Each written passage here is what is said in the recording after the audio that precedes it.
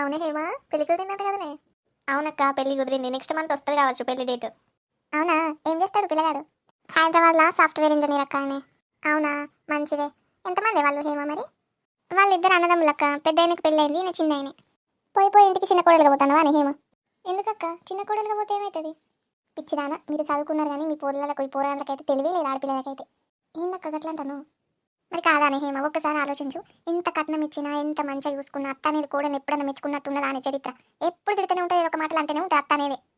అవునక్క, నువ్వు చెప్తే నిజమే అనిపిస్తుంది. మా అక్కకు గంత కట్నం పోతుంది, కనీసం మా అత్త మా అక్కను మనిషి లెక్కనన్నా చూస్తా అస్సలే చూడది. అదే నేను చెప్తున్నాను హేమ. మరి ఎట్లక్క కట్నం పెట్టనే పడితే మనిషి లెక్కనన్నా మనల్ని చూడనే చూడరా? ఎట్లా మరి ఏం చేసుడు? అందుకే నేను అదొకరా ఒక ప్లాన్ ఉంది, నీకు చెప్తా, నువ్వు విను. చెప్పక్క ఇంట. మంచిగా సాఫ్ట్వేర్ గవర్నమెంట్ నౌకరు ఏదో ఒక నౌకరు ఉన్నోని చూడాలి. వాళ్ళకు చెల్లి ఉన్నదా లేదా చూసుకోవాలి. ఇప్పుడు నీకు అన్న ఉన్నాడు కదని, నీ అన్నను వాని చెల్లికిచ్చి పెళ్లి చేయమను, నిన్ను వానికిచ్చి పెళ్లి చేయమను. అప్పుడు నీకు ఏ రందు ఉండదు ఇక. నిన్ను మీ అత్త తిట్టిందనుకో, మీ అమ్మకు ఫోన్ చేసి చెప్పు, మీ అమ్మ కూడా అలా చెల్లెని తిడుతుంది. అట్లా నేను నిన్ను కొట్టిందనుకో, నువ్వు కూడా ఫోన్ చేసి చెప్పు కొట్టమని. నీకు సంబరం కొద్ది చీర ఉన్నదనుకో, నువ్వు కూడా చీర కొనమని చెప్పు. ఇతను మంచిగా మాట్లాడిందనుకో, మీ అమ్మకు ఫోన్ చేసి అమ్మ మంచిగా మాట్లాడామతోనని చెప్పు. అట్లా నీకేం చెప్తాందో మీ అత్త, మీ వదినకు కూడా మీ అమ్మతో అదే చెప్పి. అట్లాంటప్పుడు వాళ్ళకు బుగ్గెలిగి, ఆహా నేను ఏం చెప్తే నా బిడ్డ కదే అవుతుందని వాళ్ళు నిన్ను మంచిగా చూసుకుంటారు. మీ వదిన కూడా మంచిగా చూసుకుంటుంది నువ్వు మంచిగా ఉన్నాక మీ అమ్మ.